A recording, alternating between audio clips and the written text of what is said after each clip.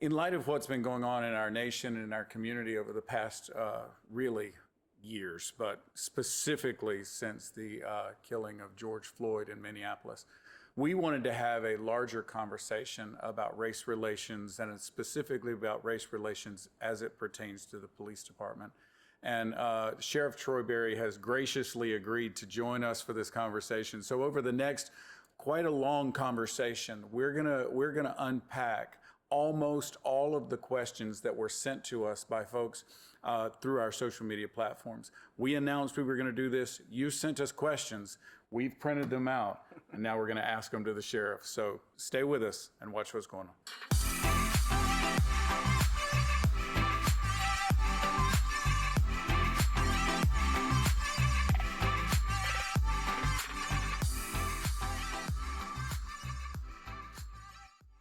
Well, Sheriff Berry, let me begin by saying how happy I am that you're here and how privileged we are to have you here. And I want to say thank you for joining us for this conversation. I'm hoping in this conversation we'll be able to spark a lot of conversations around our community, because conversations like this one need to happen. People of different races talking to each other, police officers talking to civilians. These are conversations that we need to encourage. And maybe doing it this way, we can actually give a little bit of conversation piece for people to work with and some data, some information for them to work with about their local situation. Let me also say before we get started that I'm honored to have you as our sheriff. I believe you are the answer long-term to this problem, and people like you. People of color who wear a badge will change the way people who wear a badge see people of color. And I'm just very proud to have you as our sheriff. And so whoever doesn't like you is going to turn this off now, but they'll probably also don't like me. So we'll be all right. So I just want to say thank you again for doing this. Now, we've taken questions from folks from our Facebook page, from our social media accounts. And all the questions we're going to go through have come from social media. None of these have come from me. None of these have come from our staff. They've all come from people in the community, specifically people in the NEWLIFE community. And so we're going to take these in sections. We're going to walk through them. So is there anything you'd like to start with, anything you'd like to say before we start jumping into some of these questions? Yes, Pastor Mike.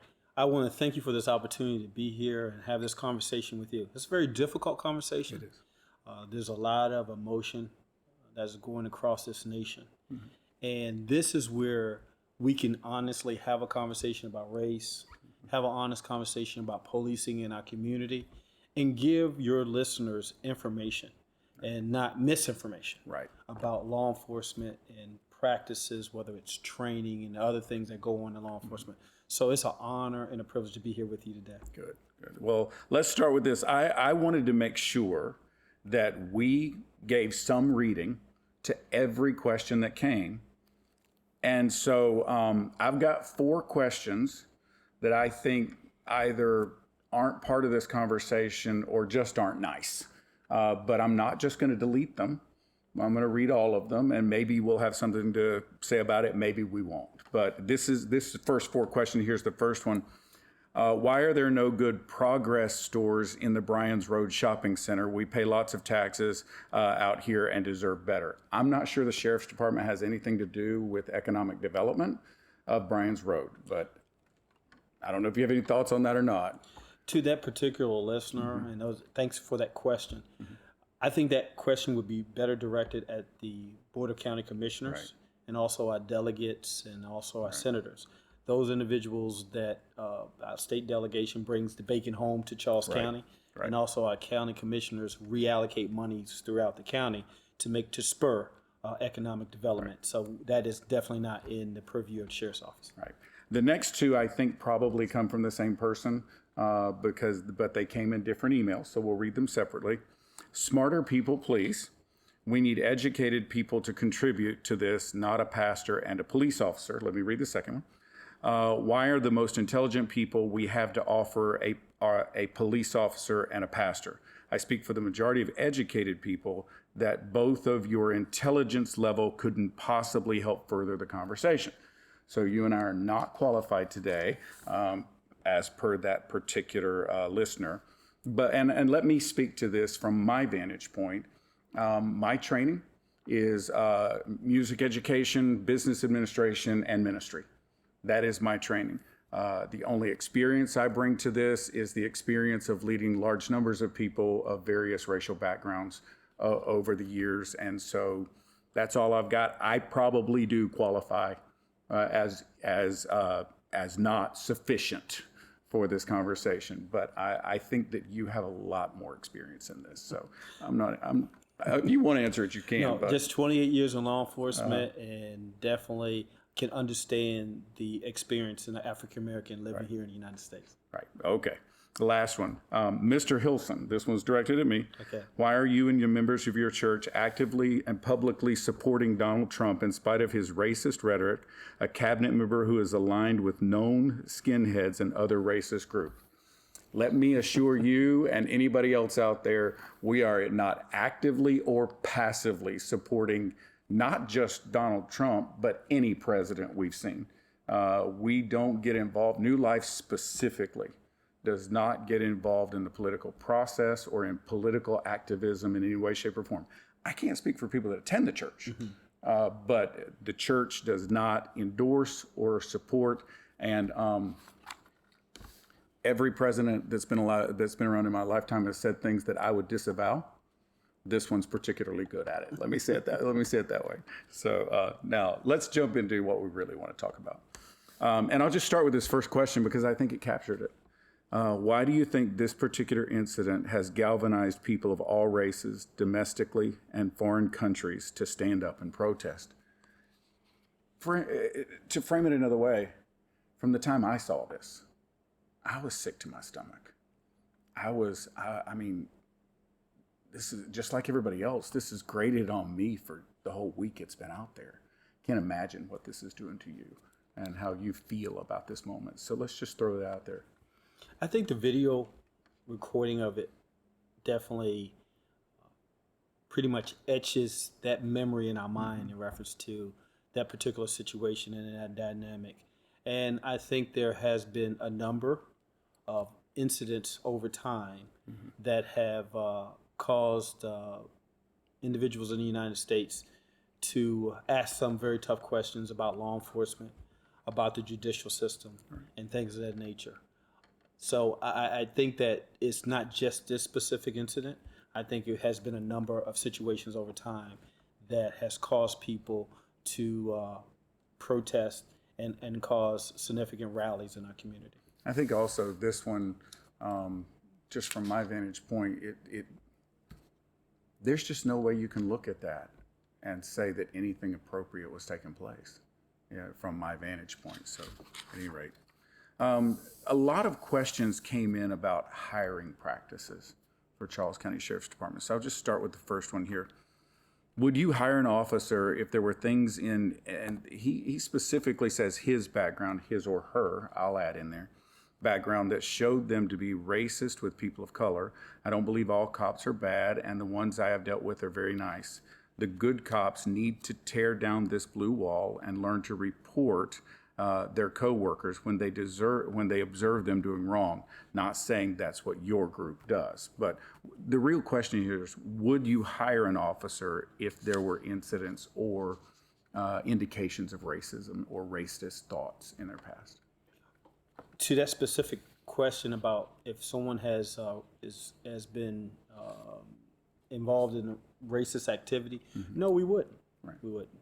If someone has been involved in criminal activity, we wouldn't hire them. If someone has been using illicit drug use, we wouldn't hire them. So what we try to do when we go through the process of application process to hire someone, we look at the person as a whole. And a lot of that comes through questionnaires that they fill out, and that information is validated through also supporting character references. And we also have a truth verification that takes place with the information that people provide. And that is done through a polygraph test. Okay. We have a polygrapher give that individual a test on the information that they provide. So it goes through crimes. Have they committed any crimes? Have they used any illicit drugs? We look at credit reports. We look at individuals being involved in education. How did you perform in your secondary education, and if you went on to college and those kind of things, and just look at the whole person as a whole. But if they have some questionable associations or questionable ideologies about being with racist groups or those kind of situations, they probably would not make the cut at any law enforcement agency, specifically Charles County Sheriff's Office. Okay. All right. Here's another one. Is there some kind of background check? You just talked to some of this, or some in-depth check that goes into these officers regarding racism. How can you be certain that the officers that are in these streets not racist, a part of any racial or supremacy group, or associated with them before taking the oath to protect and serve all citizens of the county? Do you have any specific filters to look for this in particular? Absolutely. Again, we look at character references, and then we go talk to neighbors. We talk to former coworkers. We talk to their employers. We talk to former teachers, and a lot of information you can find from people's social media pages. Oh yeah. And the likes that they have on their pages, and the other pages that or other pages that they will link themselves to, or associate themselves to. So when you come to the sheriff's office, you have to give us access to some of those social media pages, so we can kind of look at that information. So you look at someone's past, and kind of like past practices can be kind of indicative of future behavior. Right. Okay. Here's the next one. Racism is not new. It's just captured on camera now. Before hiring an officer, how do you screen them? You've answered this, to ensure that they're not bringing their own agenda of a race war into your department. Do you have someone that can review an officer's arresting cases and say, hey, why are all your arrest suspects African American? Who monitors this issue, since we all know police brutality against African Americans exists? And why does it take videos of innocence for this issue to be addressed? Lots of questions there. Let's start with the first ones. Do you have a specific person or group that reviews the past history of an officer's arrest record? We have a group in our agency called the Office of Professional Responsibility. Some people know that as Internal Affairs. Those individuals look at complaints on officers. They look at various tardiness for officers. They look at reprimands for officers. So what we have in our, and it's all digitized, and this is something that when I became sheriff for my first term, we bought a computer program called Blue Team, and it manages information about our staff members, and it's used as an early warning system. For example, if someone gets a number of complaints, if someone is involved in some type of disciplinary conduct, this information is populated into the computer system. It lets the agency aware that this person needs to be monitored or looked at a little closer.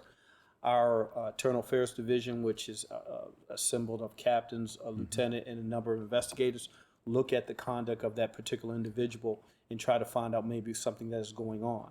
But let me kind of deviate from that just a little bit. It's critically important to any community, if you have a complaint on an officer, formalize it. Right. Because as a sheriff, sometimes I am not able to know what's going on with a staff member until someone from the community complains and formalizes that complaint.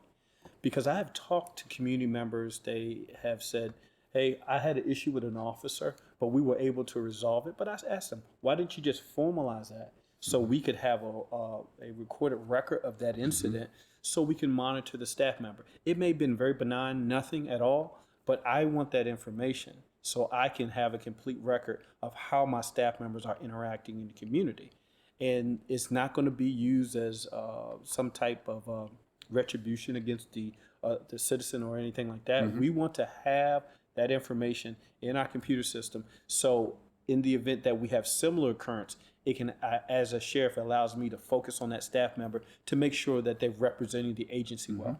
So that brings up a second question for me, which is, if a complaint is not formalized, and then you need to look into an officer, can a non-formalized complaint even be brought into the discussion, or are there rules and laws about, because there's all kinds of employment law and there's all kinds of fairness laws for everybody in your department. So can you even bring up a complaint that exists but was not formalized? What we do here at the Charles County Sheriff's Office, Pastor Mike, we look at 3 types of complaints, and all of them that we look into. It can be an anonymous complaint. Okay. It can be an internal complaint, meaning a staff member within the sheriff's office, or it could be an external complaint for someone in the community. So we look at all complaints. There are some law enforcement agencies across the nation, because of labor laws, that can't look in anonymous complaints unless you put your name on a dotted line and put out a formal complaint. But this is not how we operate here in the sheriff's office. For example, I remember many years ago when I was a supervisor, and someone says, "Hey, I saw an officer speeding." And I said, "Well, did you have a car number?" They give me the car number. And what we do, we could follow up on that. I go and talk to that officer. You received a complaint in reference to speeding through the neighborhood. And you would just monitor and say, "Hey," and I will have an informal way of keeping that information. But that was years ago, before we had such a computer program. But now supervisors can have those, can put those kind of things in a formalized setting if it becomes a pattern of practice, so that if that person goes on to another supervisor, that information is in a centralized hub, so we can have that information and be able to continually monitor that staff member as they go on to other areas of responsibility within the sheriff's office or another supervisor. Yeah, in your past, you worked with internal affairs in your Yes. yeah, that's what I thought. I was a commander of internal affairs for That's what I thought. a period of time. Okay, so let me ask this question one other way, and then I'll let this one Yes. go. If someone makes a complaint against an officer, but does not formalize it, so in legal terms, to my knowledge, that would become a rumor or hearsay. If it's not formalized and it's simply a rumor, it's not necessarily anonymous, but it's never been made a written complaint. Is that admissible in an investigation on an officer? If there's, for example, you may have, and I'm gonna use this scenario, you may be on a traffic stop, and someone says, they make a complaint, and they say, "Officer X was rude to me." Okay. And I don't want nothing done, but Officer X was rude to me, and I didn't like their tone, or they may call me a name. As a supervisor, and what my supervisors would do, they take that information, but we can move forward with that type of investigation. We know the name of the person. If you can give me the location and the date, I can go back and look at that officer's in-car camera. We have in-car cameras in our police cars, and we're able to go and look at those particular cameras and see and look at that interaction with that particular individual. So we can take that anonymous complaint and move forward, because there is a way to further the investigation and determine, did that staff member act appropriately or did they not act appropriately? And we've had those kind of scenarios where someone says, "I don't want nothing done on a particular traffic stop, but this officer was kind of rude." And the supervisor or the command level individual was able to go research that by researching our in-car cameras. Okay, very good. The last question here, same question, but the last sentence is, why does it, and this is a good question. This is a good question that I've wondered. Why does it take videos of innocence for this issue to be addressed? Why do you think it takes videos in some, and you know, why does it take a video to sometimes get officials to do what seems to be the obvious right thing?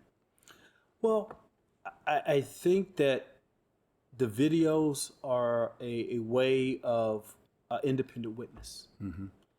It's not the individual saying that the officer did something. It's not the officer saying that. That video is a way for whomever, as a command level individual, to be able to look at that situation objectively. And I hope, and I urge my peers, sheriffs and chiefs, if you have staff members that are not doing what they're supposed to do, act on the information that you have. Right.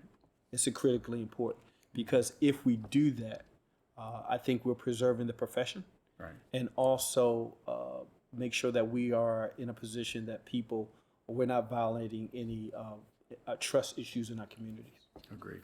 The writer here is absolutely right. Racism is not new. It's just getting recorded now, and it is disturbing when we see it. So, thank you for this part of it, and we'll start on the next part in the next section. Okay? Absolutely. All right.